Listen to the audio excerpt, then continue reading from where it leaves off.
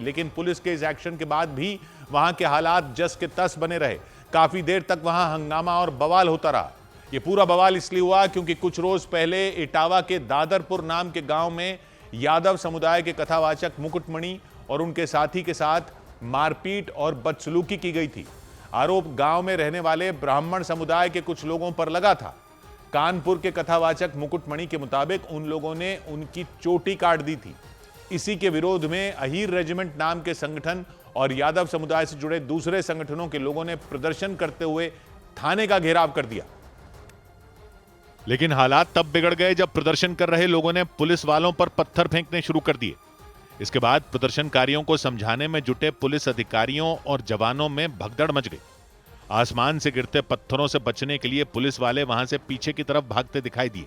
कोई पत्थर से बचने के लिए सिर पर हेलमेट लगाए दिखा तो कोई सिर पर हाथ रखकर वहां से भागता नजर आया, क्योंकि दूसरी तरफ से प्रदर्शन कर रहे लोग पत्थरों की बारिश कर रहे थे। थोड़ी ही देर में वहां के हालात बेकाबू हो गए। प्रदर्शन कर रहे लोग पुलिस वालों की तरफ आगे बढ़ते हुए लगातार पत्थर फेंकते रहे। देखकर ऐसा लगा जैसे वो लोग पुलिस वालों पर ही टूट पड़ेंगे। इसके बाद पुलिस ने मोर्चा संभाला और प्रदर्शनकारियों को खदेड़ना शुरू किया। हालात संभालने के लिए पुलिस ने हवा में कई गोलियां भी चलाईं। आपको देख के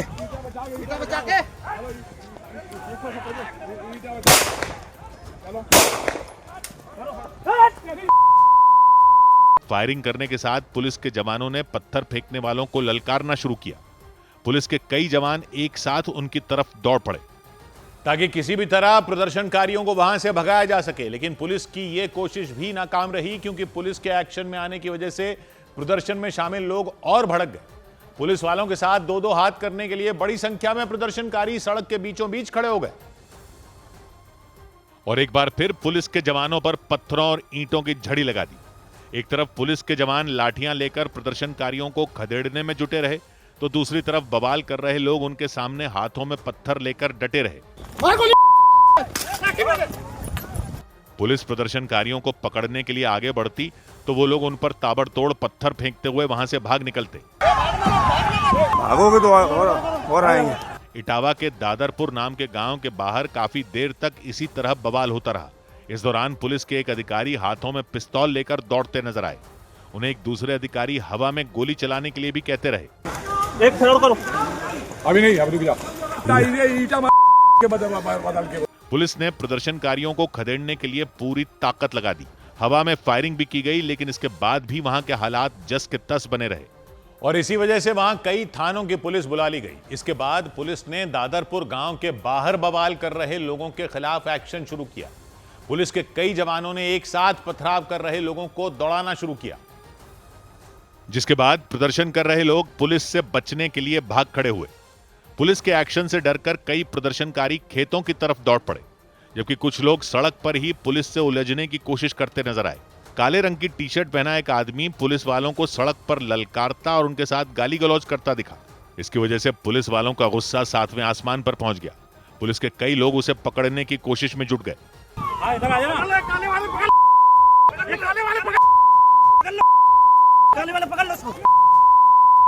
हालांकि वो प्रदर्शनकारी वहां से भाग निकला, लेकिन थोड़ी देर बाद कई थानों की पुलिस फोर्स ने मिलकर सड़क पर बवाल कर रहे लोगों को खदेड़ दिया। कुछ प्रदर्शनकारी वहां मौजूद एक इंटर कॉलेज में घुस गए। इसके बाद पुलिस ने एक एक कर सभी को बाहर निकाला और उन्हें हिरासत में ले लिया। गांव के निकट कुछ लोगों द्वारा उपद्रव करने की कोशिश की गई थी। इस संदर्भ में कुछ लोगों को हिरासत में लिया गया है। कठोर कार्रवाई सुनिश्चित की जाएगी। पुलिस ने पथराव में शामिल कुछ प्रदर्शनकारियों की गाड़ियां भी जब्त कर ली। यही नहीं, मामले की गंभीरता को देखते हुए दादरपुर गांव के बाहर बड़ी संख्या में पुलिस के जवान तैनात कर दिए गए, ताकि वक्त रहते किसी भी तरह के हालात से निपटा जा सके। इसके अलावा पुलिस की कई टीमें उन लोगों की तलाश में जुट गईं जो लोग पथराव में शामिल थे। पुलिस के मुताबिक पथराव करने वाले लोग गिरफ्तारी के डर से दादरपुर गांव के आसपास मौजूद 4 गांवों में भाग गए। उन्हें पकड़ने के लिए पुलिस ने उन सभी गांवों में सर्च ऑपरेशन शुरू कर दिया। और यह पूरा बवाल तब शुरू हुआ जब कथावाचक मुकुटमणि की पिटाई के विरोध में अहीर रेजिमेंट नाम के संगठन और यादव समुदाय से जुड़े दूसरे संगठन के लोगों ने इटावा के बकेवर थाने का घेराव किया। थाने के बाहर लोगों ने पुलिस के खिलाफ और यादव समुदाय के समर्थन में नारेबाजी की। प्रदर्शन की वजह से थाने के बाहर जैम जैसे हालात बन गए। इसके बाद पुलिस के जवानों ने लोगों को समझाना शुरू किया। थोड़ी देर बाद किसी तरह से प्रदर्शनकारियों को सड़क से हटाया गया, लेकिन थाने से हटने के बाद प्रदर्शनकारी आगरा कानपुर हाईवे पर मौजूद दादरपुर गांव के बाहर जमा हो गए। ये वही गांव है जहां 22 जून को यादव समुदाय से आने वाले कथावाचक मुकुटमणि और उनके साथियों के साथ मारपीट की गई थी। दावा किया गया कि प्रदर्शनकारियों ने गांव में घुसने से पहले लोगों की जातियां पूछनी शुरू कर दी और इसका पता चलने के बाद फौरन पुलिस की एक टीम वहां पहुंच गई। लेकिन पुलिस के पहुंचने के बाद वहां का माहौल और गर्म हो गया।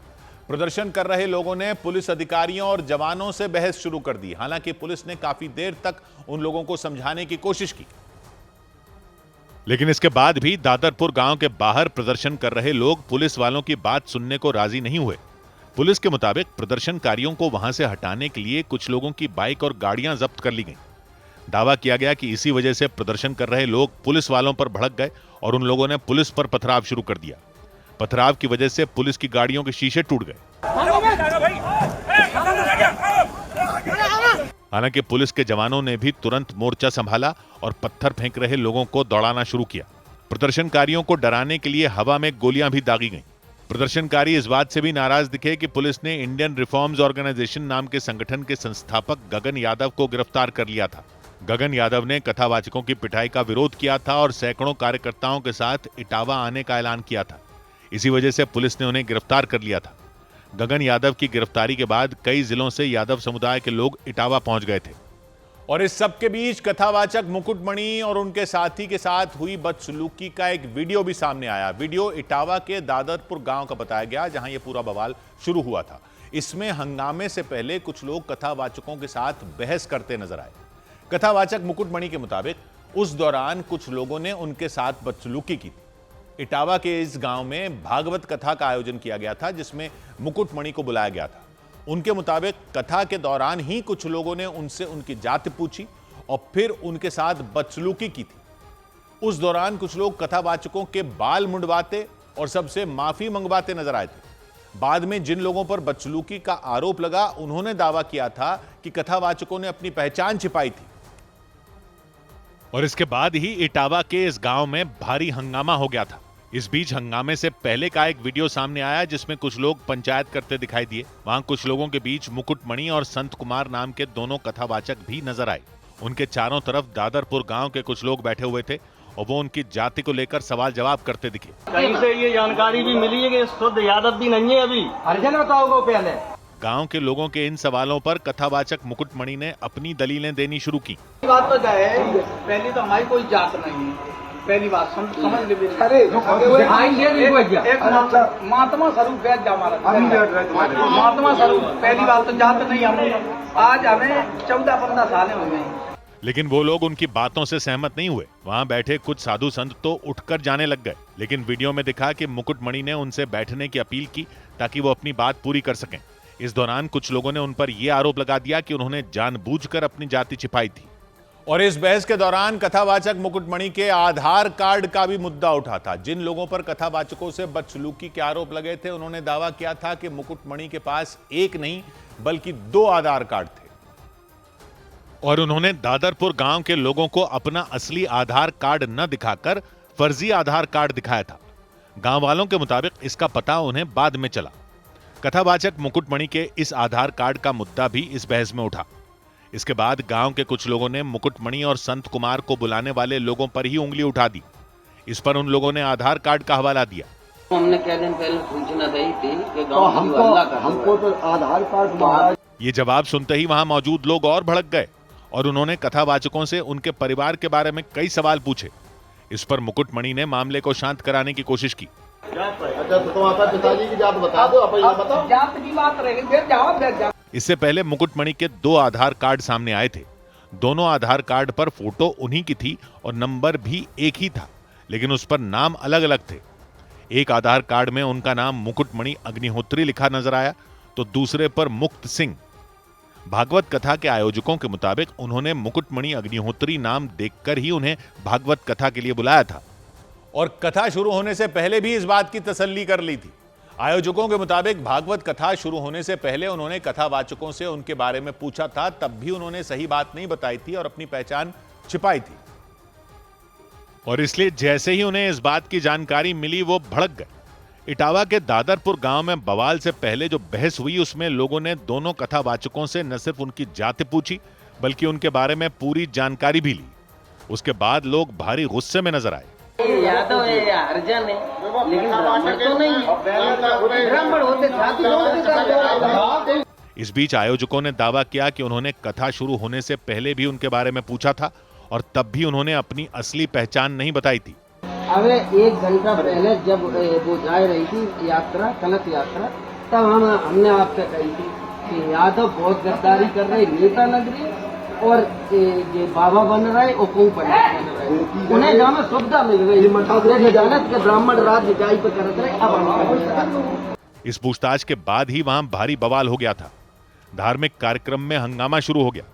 हालांकि कथावाचकों ने दलील दी थी कि उनके बारे में वो लोग पहले से सब कुछ जानते थे और ये जानते हुए ही उन्हें भागवत कथा के लिए बुलाया गया था, लेकिन बाद में उन्हें अपमानित किया गया था। बदसलूकी का आरोप लगाने वाले कथावाचकों के मुताबिक लोगों को उनकी जाति पर आपत्ति थी। उन्होंने आरोप लगाया था कि इस वजह से ही उन्हें भागवत कथा के बीच में ही रोक दिया गया और लोगों ने कई घंटों तक बंधक बनाकर उन्हें रखा था। और इसके बाद भी वहां बवाल नहीं थमा था। भागवत कथा वाले दिन इटावा के दादरपुर गांव में दोनों कथावाचक कई लोगों के बीच घिरे नजर आए थे। इस दौरान कुछ लोगों ने एक एक कर उनकी चोटी काट दी। इसके बाद उन लोगों से माफी भी मंगवाई गई। नकली पंडित बन के गांव में व्यास की सीट पे बैठा है, देख ले उसका चेहरा। कथावाचकों के मुताबिक उनकी जाति को लेकर हंगामा शुरू हुआ क्योंकि वो लोग नहीं चाहते थे कि दूसरे समुदाय का कोई व्यक्ति उनके गांव में भागवत कथा पढ़े। हम जाति के यादव हैं और उन्होंने कहा हमें ब्राह्मण वक्ता चाहिए, तो मैंने कहा ये तो तुम पहले सोच लेते। इस मामले ने तब और तूल पकड़ लिया जब समाजवादी पार्टी के नेता उन दोनों कथावाचकों को लेकर एसएसपी के दफ्तर पहुंच गए थे। उन्होंने बदसलूकी करने के आरोपियों पर सख्त एक्शन लिए जाने की मांग करते हुए एक ज्ञापन भी सौंपा था। यही नहीं, समाजवादी पार्टी के अध्यक्ष अखिलेश यादव ने तो उन्हें लखनऊ बुलाकर उनका सम्मान भी किया था। इस मुद्दे को लेकर उन्होंने राज्य सरकार पर निशाना साधा था। और अखिलेश यादव के इसी कार्यक्रम पर इटावा के दादरपुर गांव में भागवत कथा का आयोजन करने वाले लोग भड़क गए। उनके मुताबिक अगर अखिलेश यादव ने कथावाचकों को बुलाकर उनका सम्मान किया तो उन्हें दूसरे पक्ष के लोगों को भी बुलाना चाहिए था। गांव में रहने वाले ब्राह्मण समुदाय के कुछ लोगों ने इस पर भारी आपत्ति जताई और लखनऊ में उन्हें न बुलाए जाने पर नाराजगी जताई। दादरपुर गांव में भागवत कथा का आयोजन करने वालों के मुताबिक अखिलेश यादव ने सिर्फ कथावाचकों को बुलाकर गलती की। हमारा भी दुख दर्द सुन लेते, हमें भी कुछ दे देते कि तुम्हारी भागवत रद्द हुई, चलो हम ये दे रहे तुम कराओ, हम तुम्हारे साथ हैं, तो आज ये बात होती, हम भी खुश होते। ब्राह्मण समुदाय के इन लोगों के मुताबिक अगर अखिलेश यादव ने उन्हें भी बुलाया होता तो वो दोनों पक्षों की बातें सुन लेते। ये एक पर्ची कर देते तो दुख होता है, ये हमें भी बुला लेते है? हम उनके नहीं है। इससे पहले ब्राह्मण समुदाय के कई लोग इस मामले को लेकर थाने भी गए थे। मामले के तूल पकड़ लेने के बाद उन्होंने पुलिस के सामने जाकर अपना पक्ष रखा था। उन्होंने दावा किया था कि अपनी पहचान छिपाकर दोनों कथावाचक उनके गांव में आए थे और उन्होंने लोगों को धोखे में रखा, इसलिए कुछ लोग उन पर भड़क गए थे। उन्होंने पुलिस से उनकी शिकायत भी की थी। और इस मामले में तब नया मोड़ आ गया जब पुलिस ने दोनों कथावाचकों के खिलाफ केस दर्ज कर लिया। पुलिस ने उनके खिलाफ फर्जी आधार कार्ड और छेड़खानी का केस दर्ज कराया। इससे पहले मुकुटमणि और उनके सहायक संत कुमार के खिलाफ दादरपुर गांव में भागवत कथा के दौरान छेड़खानी का भी आरोप लगाया गया था और उन्हीं आरोपों के बाद पुलिस ने उन पर एफआईआर दर्ज कर दी। कथावाचक मुकुटमणि और उनके सहायक संत कुमार के खिलाफ इटावा के बकेवर थाने में केस दर्ज किया गया। उन पर फर्जी आधार कार्ड रखने के अलावा छेड़खानी का भी मामला दर्ज हुआ। ये दोनों कथावाचक इटावा के जिस गांव में गए थे वहां के लोगों ने उन पर छेड़खानी का भी आरोप लगाया था। बाद में गांव वालों का समर्थन करने पहुंचे ब्राह्मण महासभा नाम के संगठन के लोगों ने पुलिस से इसकी शिकायत की थी। शुरुआत छेड़खानी से हुई, इसके बाद ये जाति वाली बातें खुली हैं और उन्होंने खुद स्वीकार किया इस डर से अब मैं यहाँ पिटूं ना। इससे पहले पुलिस ने कथावाचकों से बदसलूकी करने के आरोपियों पर कार्रवाई की थी। उन्हें बंधक बनाने, उनके बाल काटने और सबसे माफी मंगवाने के आरोप में ब्राह्मण समुदाय के 4 लोगों को पुलिस ने गिरफ्तार कर लिया था। इसके अलावा दादरपुर गांव में जहां ये पूरा बवाल हुआ था वहां के करीब 50 लोगों पर केस भी दर्ज हुआ था। इधर यूपी के इटावा में भीषण सड़क हादसा हो गया। उत्तर प्रदेश के इटावा में बिहार के मधुबनी से दिल्ली जा रही एक बस फिसलकर एक्सप्रेसवे से नीचे गिर गई। इस हादसे में 2 लोगों की मौत हो गई जबकि 50 से ज्यादा लोग घायल हो गए। मरने वालों में एक महिला नेपाल की बताई गई। उत्तर प्रदेश के एटा में 2 ट्रकों के बीच हुई जोरदार टक्कर के बाद आग लग गई। वहां भीषण आग में वो दोनों ट्रक जलकर राख हो गए और उनमें एक ट्रक के ड्राइवर की जान चली गई। उत्तर प्रदेश के हरदोई में पुलिस ने सुशील नाम के बदमाश को मुठभेड़ के दौरान गिरफ्तार करने का दावा किया। उस पर 25,000 रुपए का इनाम था। वहां शाहबाद थाने की पुलिस ने बताया कि आरोपी पर लूटपाट और हथियारों की तस्करी समेत 15 मामले दर्ज हैं। उधर उत्तराखंड के रुद्रप्रयाग में उस वक्त कोहराम मच गया जब वहां यात्रियों से भरी एक बस अलकनंदा नदी में गिर गई। हादसा घोलतीर इलाके में बद्रीनाथ हाईवे पर हुआ। बस में 18 यात्री सवार थे।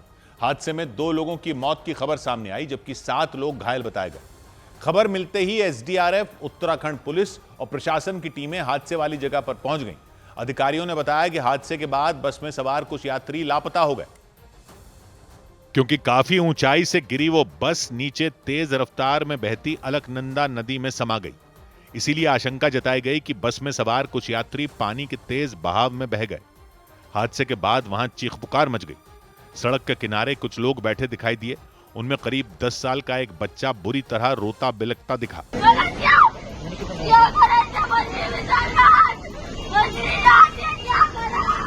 वहां मौजूद लोग बच्चे को शांत कराने की कोशिश करते दिखाई दिए।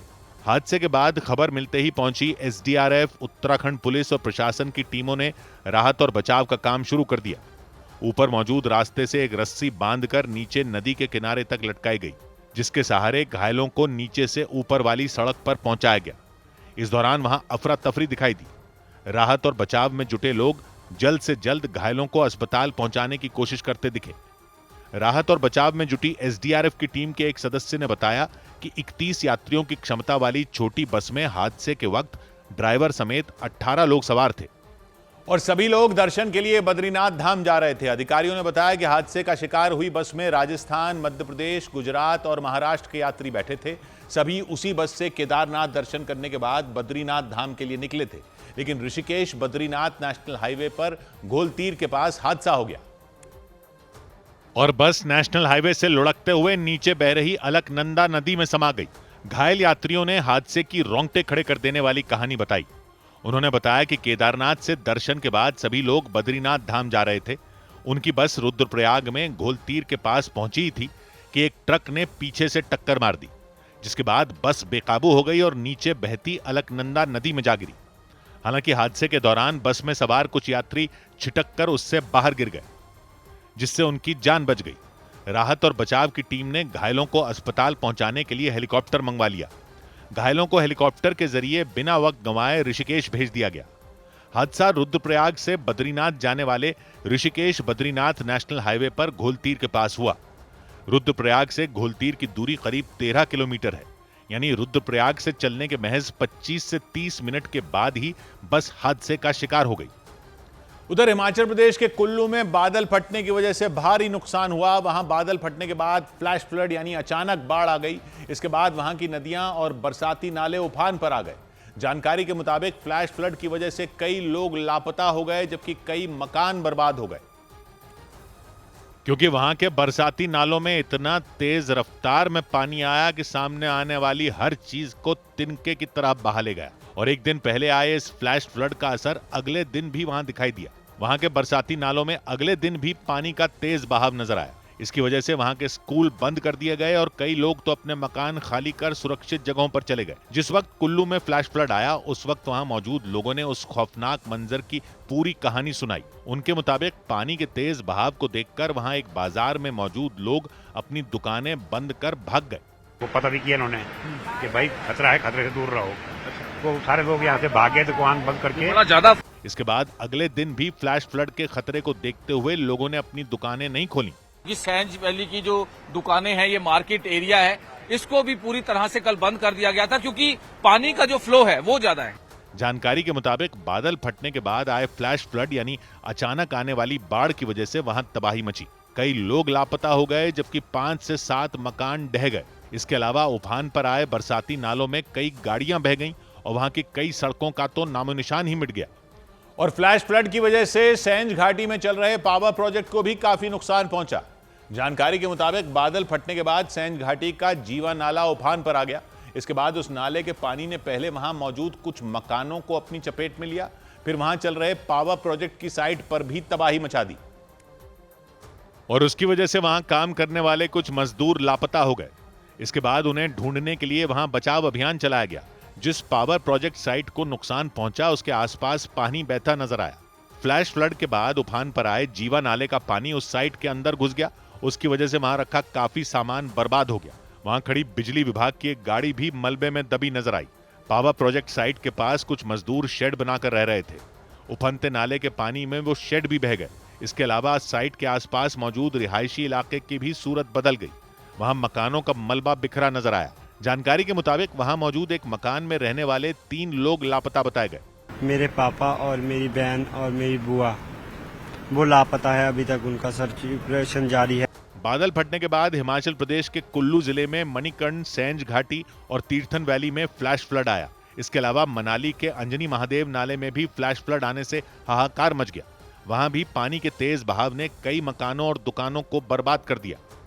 और बादल फटने से हिमाचल प्रदेश के कुल्लू के साथ ही धर्मशाला में भी हाहाकार मच गया। बादल फटने से वहां चल रहे हाइड्रो पावर प्रोजेक्ट में काम करने वाले कई मजदूर बह गए। उनमें 2 मजदूरों के शव बरामद कर लिए गए, जबकि बाकी मजदूरों को ढूंढने के लिए तलाशी अभियान चलाया गया। क्योंकि वहां आया फ्लैश फ्लड उन सभी मजदूरों को अपने साथ बहा ले गया। जानकारी के मुताबिक जिस जगह पर हाइड्रो पावर प्रोजेक्ट का काम चल रहा था, कुछ मजदूर उस जगह के पास ही रहते थे। ऐसे में बादल फटने के बाद जब फ्लैश फ्लड आया तो वो सभी मजदूर बह गए। इसकी जानकारी मिलते ही प्रशासन की तरफ से बचाव अभियान शुरू कर दिया गया।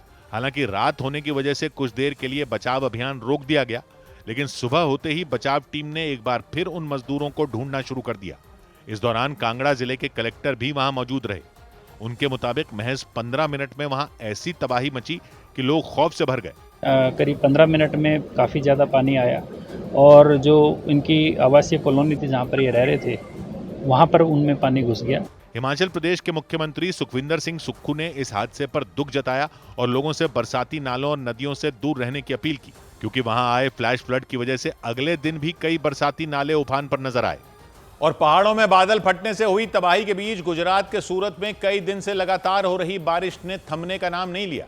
वहां बारिश का सिलसिला पिछले हफ्ते शुरू हुआ था, लेकिन हर बदलते दिन के साथ आफत बढ़ती ही चली गई।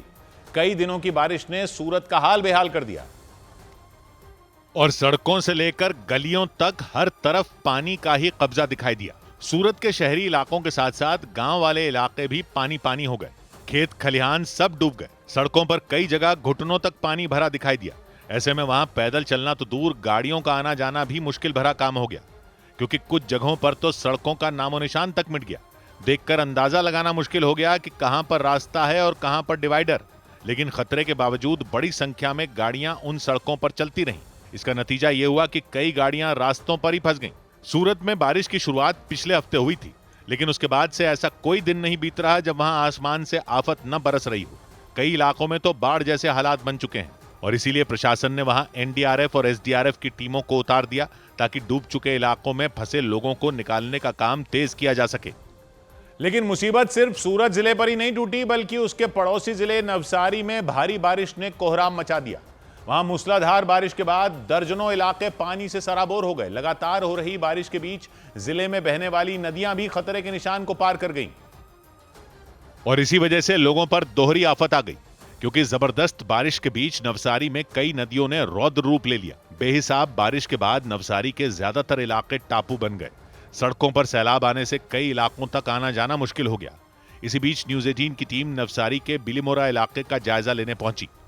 वहां हर तरफ मटमैले पानी का कब्जा दिखाई दिया। मकानों में 5 से 7 फीट तक पानी भर गया। इसीलिए लोगों ने इलाके को छोड़ना शुरू कर दिया। अभी तक 20 से ज्यादा लोगों को सुरक्षित स्थानों पर जो है उनको निकाला गया है और अभी बाकी के जो लोग हैं उनको भी निकालने की जो कामगिरी है वो अभी जो फायर के जवानों है उनके द्वारा की जा रही है। बारिश के बाद नदी से आए पानी ने एक स्कूल को भी डुबो दिया। वहां क्लासरूम में कई फीट तक पानी जमा हो गया। इसके बाद लोगों का गुस्सा प्रशासन पर फूट पड़ा। उन्होंने प्री मानसून कामगिरी जो करनी थी वो की नहीं। इसका परिणाम ये है कि यहाँ पे स्कूल में काफी सारे घरों में पानी भर गया है। गुजरात का नवसारी जिला उसके दक्षिणी हिस्से में मौजूद है। उसके पड़ोसी जिलों सूरत, तापी, डांग और वलसाड़ में भी भारी बारिश से लोगों का बुरा हाल हो गया। और गुजरात के दक्षिणी इलाकों के बाद कुदरत ने उसके उत्तरी हिस्से पर भी कहर ढाना शुरू कर दिया।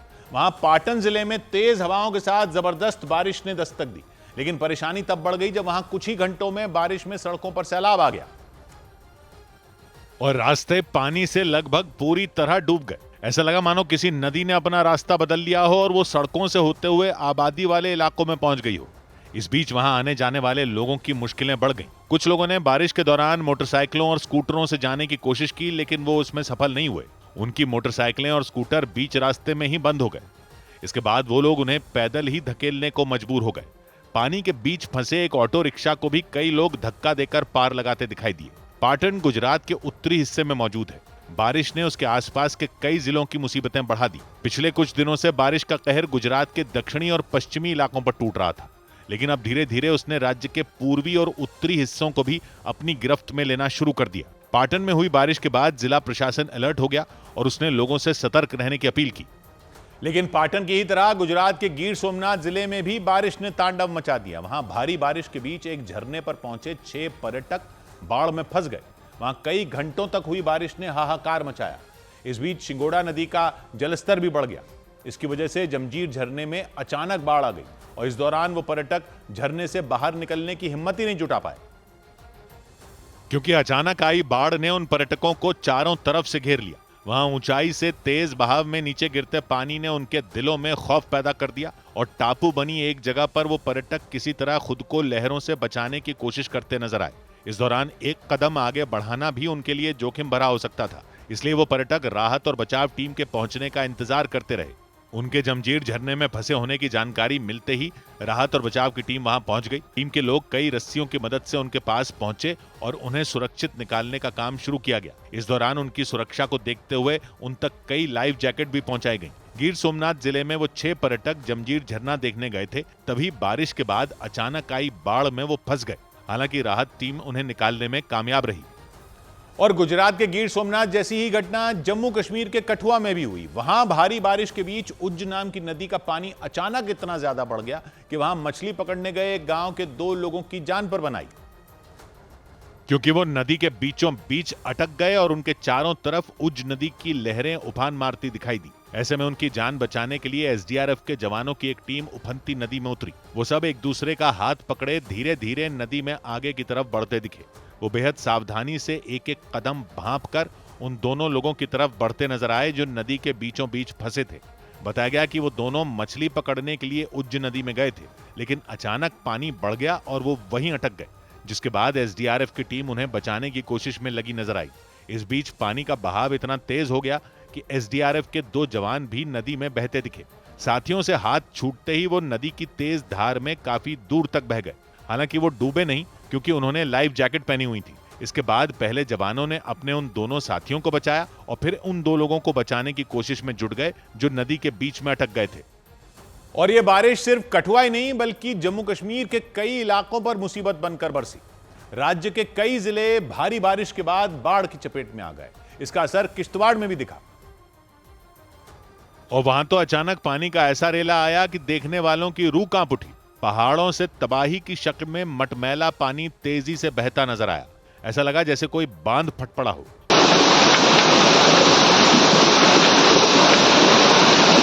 लोगों के मकानों के बीच से पानी की तेज धार डरावने ढंग से बहती नजर आई। इसी बारिश और बाढ़ की वजह से कई जगहों पर पहाड़ दरकने की घटनाएं भी हुई। किश्तवाड़ में कई जगहों पर पहाड़ का मलबा जमीन पर आ गया। इतनी भीषण बारिश हुई कि रास्ते बह गए। पहाड़ों के मलबे ने कई रास्ते जैम भी कर दिए। इससे वहां आने जाने वाले लोगों को परेशानी उठानी पड़ी। कुछ ऐसी ही तस्वीर जम्मू कश्मीर के राजौरी की भी दिखी। वहां भी तेज बारिश ने लोगों की मुश्किलें बढ़ा दी। वहां तो बारिश के पानी की वजह से एक गाड़ी पलट गई। लोगों के घरों में पानी भर गया। सड़कें तालाब में बदल गईं, जिसके बाद खुदाई करने वाली मशीन लगाकर वहां से पानी निकालने की व्यवस्था की गई। बताया गया कि जम्मू कश्मीर में हुई तेज बारिश और बाढ़ की वजह से कई इलाकों में फसलें तबाह हो गईं। कुछ जगहों पर लोगों के जानवर बाढ़ की चपेट में आकर बह गए। इसके अलावा लोगों के मकान भी इस मूसलाधार बारिश की भेंट चढ़ गए। और जम्मू कश्मीर के डोडा में भी इसी तरह की तबाही का मंजर दिखा। वहां तो पहाड़ों से अचानक पानी का रेला आया और वो सब कुछ डुबो देने पर आमादा दिखाई दिया। डोडा में हुई तेज बारिश के बाद ऐसा लगा जैसे किसी नदी का मुंह शहर की तरफ मुड़ गया हो, क्योंकि पहाड़ों के रास्ते मटमैला पानी किसी सैलाब की तरह वहां उमड़ पड़ा। डोडा में सड़क के किनारे खड़ी भारी भरकम गाड़ियां इस मटमैले पानी की चपेट में आ गईं। वहां सड़क किनारे खड़ी एक कार पर तो पानी और पहाड़ों से आए मलबे ने मानो कब्जा जमा लिया। उसे देखकर ऐसा लगा जैसे वहां कभी सड़क थी ही नहीं, बल्कि किसी ने नदी में गाड़ी उतार दी हो। पास खड़ा एक स्कूटर तो पानी और कीचड़ में एकदम धंस सा गया, उसका सिर्फ हैंडल ही बाहर दिखाई दिया। डोडा में इस बरसाती पानी के साथ कई जगहों पर पहाड़ भी दरके। उन पहाड़ों का मलबा पानी के साथ बहकर आया और उससे डोडा के कई रास्ते जैम हो गए। गाड़ियां फंस गईं, लंबी लंबी लाइनें लग गईं और लोग घंटों तक सड़कों पर फंसे रहे। इस बीच प्रशासन ने राहत और बचाव का काम भी तेज कर दिया। वहां खुदाई करने वाली मशीन की मदद से रास्तों पर जमा मलबा हटाने का काम तेज कर दिया गया ताकि रास्ते खुल सकें और लोग आगे जा सकें। इधर लद्दाख के कारगिल में बादल फटने से हाहाकार मच गया। वहां आसमान से थोड़ी ही देर में बेहिसाब पानी बरस गया। बादल फटने की घटना ऊंचाई वाले इलाकों में हुई, लेकिन मुसीबतों का पहाड़ निचले इलाकों में रहने वाले लोगों पर भी टूट पड़ा, क्योंकि वहां बरसाती नदी और नालों में पानी इतनी तेजी से आया कि लोग दहशत में आ गए। ऊंचाई वाले इलाकों से पानी बिजली की रफ्तार से आया और वो अपने साथ बड़े पैमाने पर पत्थर और कीचड़ भी लेकर आया। ऐसा सैलाब कि अगर गलती से भी कोई उसकी चपेट में आ जाए तो उसका बच पाना लगभग नामुमकिन हो जाए। इस खौफनाक मंजर को देख लोग अंदर तक हिल गए। बादल फटने की घटना लद्दाख के कारगिल इलाके में हुई। इसकी वजह से वहां जगह जगह पहाड़ खिसकने के मामले भी सामने आए। श्रीनगर लेह हाईवे को भी भारी नुकसान पहुंचा। खतरे को देखते हुए वहां लोगों के आने जाने पर रोक लगानी पड़ गई, क्योंकि श्रीनगर लेह हाईवे पर कई जगह पहाड़ों से गिरे पत्थरों का ढेर लग गया। हालांकि जानकारी मिलते ही प्रशासन ने मोर्चा संभाल लिया। वहां बुलडोजर के जरिए रास्ते से मलबा हटाने का काम तेज कर दिया गया। और इस सब के बीच कर्नाटक के हासन जिले में हुई बेहिसाब बारिश ने लोगों की मुश्किलें बढ़ा दी। वहां भारी बारिश के बाद पहाड़ों से गिरे मलबे की वजह से कई रास्ते ठप हो गए और उन रास्तों से गाड़ियों के आने जाने पर रोक लगा दी गई, क्योंकि पहाड़ का बड़ा हिस्सा खिसककर नीचे गिर गया और सड़क पर बड़े बड़े पत्थरों के ढेर लग गए। उन पत्थरों के साथ मिट्टी और कई पेड़ भी गिरे दिखाई दिए। कर्नाटक के हासन जिले में हुई तेज बारिश ने पहाड़ पर लगे भारी भरकम पेड़ों की जड़ों को खोखला कर दिया और पहाड़ खिसकने की वजह से वो पेड़ जड़ से उखड़कर सड़क पर गिर गए। वहां रास्ते पर उन पेड़ों की टहनियां बिखरी हुई नजर आईं। हासन जिले के नेशनल हाईवे 75 पर शिरडी घाट के पास पहाड़ खिसकने के बाद सौभाग्य की एक बात यह कि ईरान पर हमला करने से क्या वो परमाणु बम नहीं बना पाएगा, या बनाने में उसको ज्यादा टाइम लगेगा, या अब और ज्यादा तेजी से बनाना शुरू करेगा? क्योंकि कहानी तो वहीं से शुरू हुई थी ना। वो कहानी कहां खत्म हुई है अभी? ये कहकर ही जंग की थी ईरान पर ना, कि इजराइल और अमेरिका ने, कि ईरान परमाणु बम बनाने के करीब पहुंच चुका है। अब वो भी ये थोड़ी कह रहे हैं कि वो परमाणु बम कभी नहीं बना पाएगा। वो भी यही कह रहे हैं कि उसके परमाणु अड्डे ऐसे तबाह कर दिए कि अब वो जल्दी नहीं बना पाएगा परमाणु बम। जल्दी नहीं बना पाएगा का मतलब क्या है? उसका क्या मतलब है ये कोई नहीं कह रहा। कभी नहीं बना पाएगा तो नहीं कह रहे हैं, तो फिर महीने लगेंगे या साल लगेंगे या कई साल लग जाएंगे। लेकिन अमेरिकी मीडिया भी कहने लग गया है कि ईरान के परमाणु अड्डों को कोई ऐसा नुकसान नहीं पहुंचा कि वो दोबारा बम बनाने की कोशिश शुरू न कर सके। न्यूयॉर्क टाइम्स की खबर है कि ट्रंप भले ही कुछ भी दावे कर रहे हों, लेकिन अमेरिका की अपनी खुफिया रिपोर्ट यह कहती है कि ईरान के 3 परमाणु अड्डों पर अमेरिका के हमले से कोई खास नुकसान नहीं हुआ। न्यूयॉर्क टाइम्स और CNN की रिपोर्ट कह रही है, मतलब कुछ महीने का ही झटका लगा है ईरान के परमाणु कार्यक्रम को। थोड़ा सा टाइम और लगेगा, वो फिर बनाने लग जाएगा बम को। रिपोर्ट कहती है कि बंकर बस्टर बम तो गिरा दिया अमेरिका ने, लेकिन सिर्फ प्लांट में जाने का रास्ता ही ध्वस्त हुआ है, अंडरग्राउंड वाले हिस्से को नुकसान नहीं पहुंचा है। हमला करने से पहले अमेरिका की खुफिया एजेंसियों का आकलन था कि ईरान को परमाणु बम बनाने में कोई 3 महीने लगेंगे। यह रिपोर्ट कहती है कि अब उसमें ज्यादा से ज्यादा 6 महीने और लगेंगे। इतना ही नुकसान हुआ है, क्योंकि यूरेनियम तो ईरान ने पहले ही निकाल लिया था वहां से। ईरान अपना यूरेनियम निकाल कर ले गया कहीं और, किसी और खुफिया ठिकाने पर। तो क्या यह अमेरिका के विमान जाकर दरवाजा तोड़कर आ गए प्लांट का? और प्लांट भी खाली था। इस पर और सुनिए, रिपोर्ट कहती है इजराइल की खुफिया एजेंसियों के कई अधिकारी तो यह भी मानते हैं कि ईरान ने पहले ही कई और छोटे छोटे ठिकाने बना रखे थे यूरेनियम से बम बनाने के अलग अलग जगहों पर, ताकि अगर फोर्दो जैसे बड़े प्लांट पर खतरा आए भी तो वो वहां पर अपना काम जारी रखें। तो और वो ठिकाने अब भी बचे हुए हैं।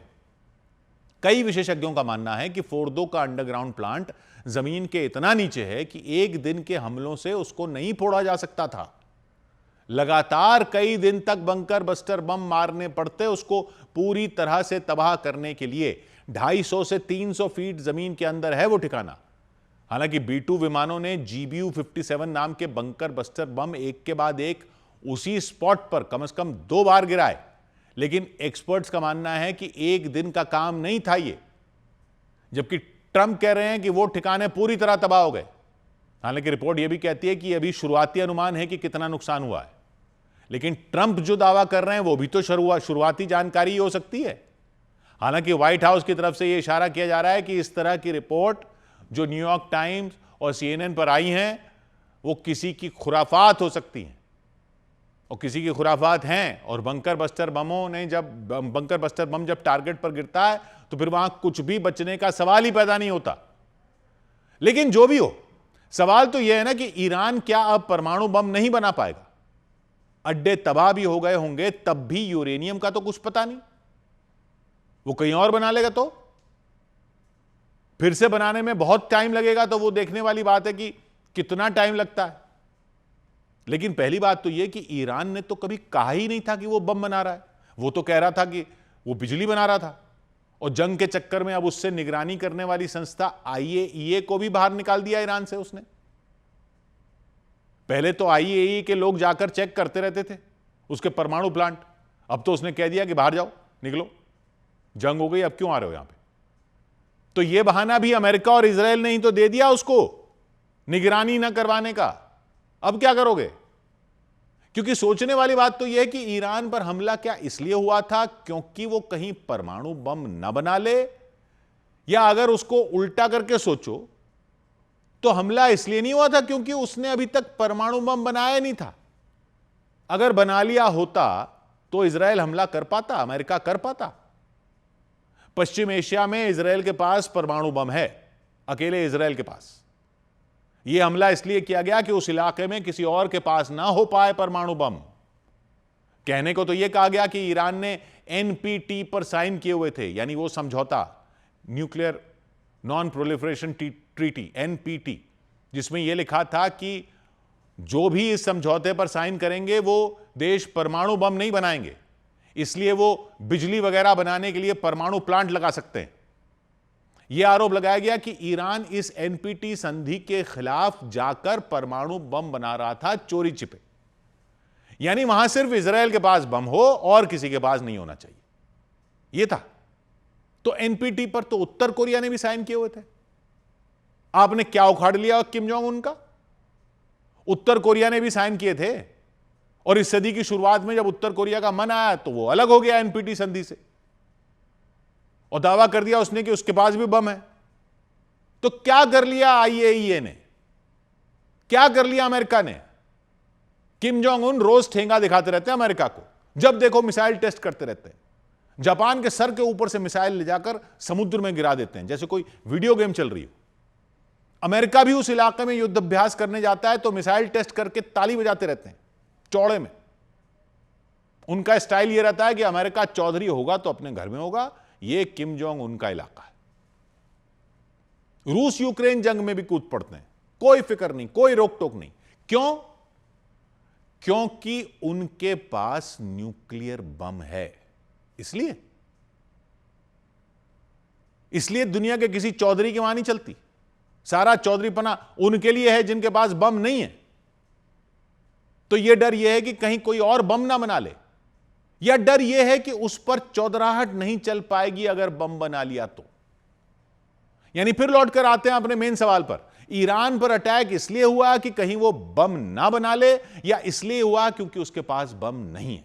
और अगर अटैक करने के बाद भी उसके प्लांट अभी तबाह नहीं हुए, जैसा अमेरिका का ही मीडिया बता रहा है, और अटैक करने से पहले ही वो अपना यूरेनियम निकाल कर ले गया था, तो फिर वो इस अटैक के बाद बम बनाने से क्या पीछे हट जाएगा, या इस अटैक के बाद उसका इरादा और पक्का हो जाएगा कि अब तो बम बनाकर ही रहना है, क्योंकि बम होगा तो ऐसे हमले कोई नहीं कर पाएगा। तो इससे बेहतर है वो समझौता ही नहीं था। इससे बेहतर वो समझौता नहीं था जो ओबामा ने किया था ईरान के साथ, जिसको ट्रंप ने तोड़ दिया था। वो समझौता होता तो नजर तो रहती ईरान पर। अब ईरान क्यों रुकेगा? या तो ट्रंप को कुछ ऐसा पता है जो अभी दुनिया के सामने नहीं आया है, या फिर यह कहानी अभी खत्म नहीं हुई है, पिक्चर अभी बाकी है। 100 बात की एक बात। इधर जम्मू कश्मीर के उधमपुर में एक आतंकी को मार गिराने का दावा किया गया। जम्मू कश्मीर के उधमपुर में सुरक्षा बल के जवानों ने मुठभेड़ में एक आतंकी को मार गिराने का दावा किया। सुरक्षा बल के मुताबिक जंगल में जैश ए मोहम्मद के 4 आतंकियों के छिपे होने की जानकारी मिली थी। इसके बाद इलाके को घेरकर सर्च ऑपरेशन शुरू किया गया। ऑपरेशन में एक आतंकी मारा गया, जबकि बाकियों की तलाश तेज कर दी गई। संयुक्त राष्ट्र में भारत के स्थायी प्रतिनिधि पी हरीश ने आतंकवाद के मुद्दे पर पाकिस्तान को खूब फटकार लगाई। उन्होंने दो टूक कहा कि पाकिस्तान ने हमेशा आतंकवादियों का साथ दिया। पी हरीश ने अफगानिस्तान की सीमा में पाकिस्तान के हमले का भी मुद्दा उठाया और वहां मारे गए लोगों को लेकर चिंता जताई।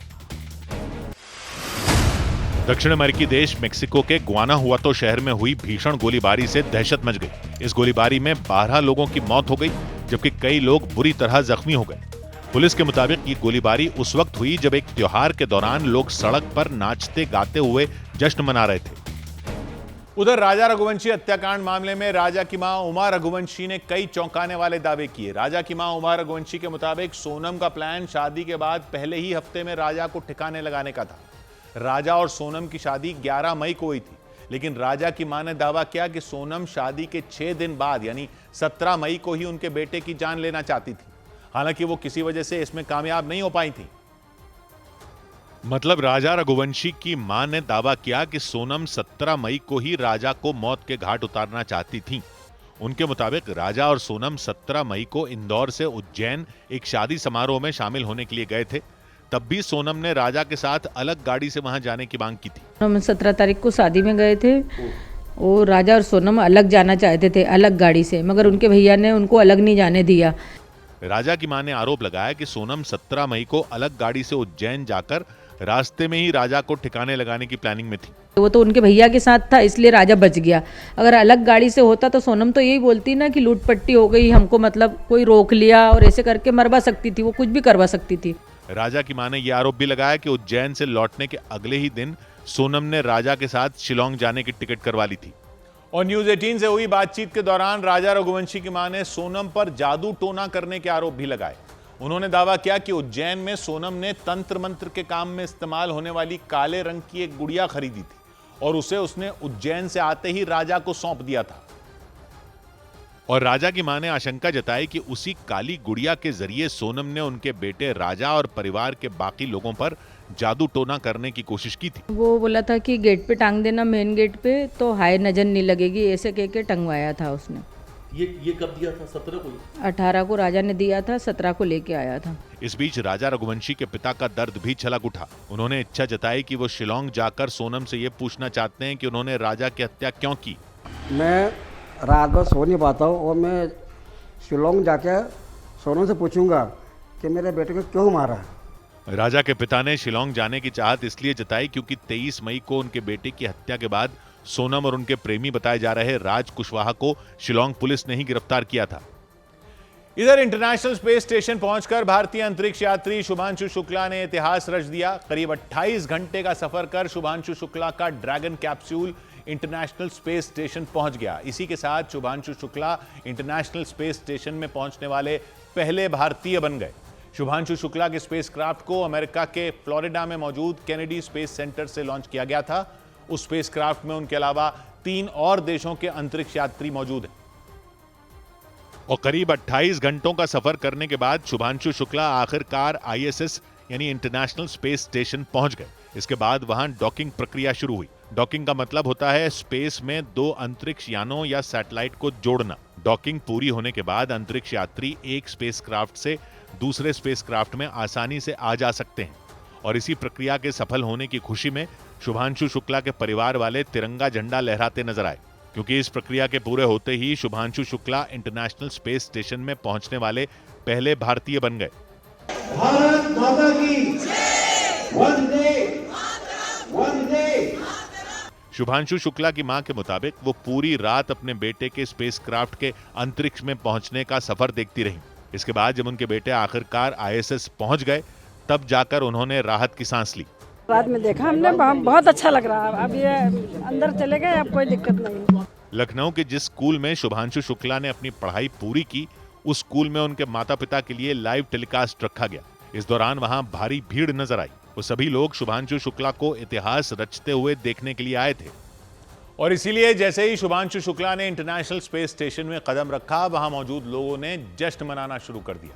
शुभांशु शुक्ला ने ISS पहुंचते ही भारतवासियों के लिए संदेश भेजा। उसमें वो अपने 3 साथी अंतरिक्ष यात्रियों के साथ इंटरनेशनल स्पेस स्टेशन से जुड़े उनके स्पेसक्राफ्ट में बैठे नजर आए और वहां से उन्होंने भारतवासियों को नमस्कार किया। इंटरनेशनल स्पेस स्टेशन पहुंचने की खुशी शुभांशु शुक्ला के चेहरे पर साफ नजर आई। नमस्कार from space.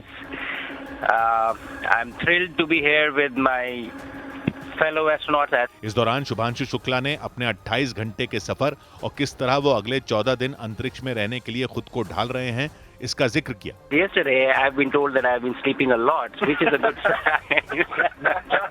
So I think that's a great sign. I'm getting used to this quite well, enjoying the views, enjoying the entire experience, learning like a baby. उन्होंने दावा किया कि वो इस स्टेशन पर अच्छा वक्त बिताएंगे। Thank you so much guys for making this happen, and I'm sure that we are going to have a great time. Shubhanshu Shukla अलग अलग देशों के 3 अंतरिक्ष यात्रियों के साथ Axiom 4 मिशन के लिए इंटरनेशनल स्पेस स्टेशन गए हैं। इस मिशन के तहत वो 14 दिन तक वहां रहेंगे। उधर चीन के चिंदाओ में हुई SCO यानी शंघाई सहयोग संगठन की बैठक में भारत ने जॉइंट स्टेटमेंट मतलब संयुक्त बयान पर साइन करने से इनकार कर दिया। ऐसा इसलिए क्योंकि उस जॉइंट स्टेटमेंट में जम्मू कश्मीर के पहलगाम में हुए आतंकी हमले को शामिल नहीं किया गया था, जबकि उसमें पाकिस्तान के बलूचिस्तान में हुई ट्रेन हाईजैक की घटना शामिल थी। साल 2001 में SCO की स्थापना हुई थी। भारत और पाकिस्तान 2017 में इसके सदस्य बने थे। 10 देशों वाले इस संगठन का उद्देश्य सदस्य देशों के बीच सुरक्षा और राजनीतिक सहयोग बढ़ाने के अलावा आतंकवाद, उग्रवाद, ड्रग्स तस्करी और साइबर अपराध जैसे मुद्दों पर साझा रणनीति बनाना है। इसी संगठन की बैठक में भारत की तरफ से रक्षा मंत्री राजनाथ सिंह ने हिस्सा लिया और चीन के चिंदाओ में हुई शंघाई सहयोग संगठन की बैठक में राजनाथ सिंह ने आतंकवाद पर भारत का पक्ष मजबूती के साथ रखा। लेकिन जब संयुक्त बयान सामने आया तो उसमें पहलगाम आतंकी हमले को शामिल नहीं किया गया। हैरानी की बात यह रही कि उसमें पाकिस्तान के बलूचिस्तान में हुई ट्रेन हाईजैक की घटना को शामिल किया गया था।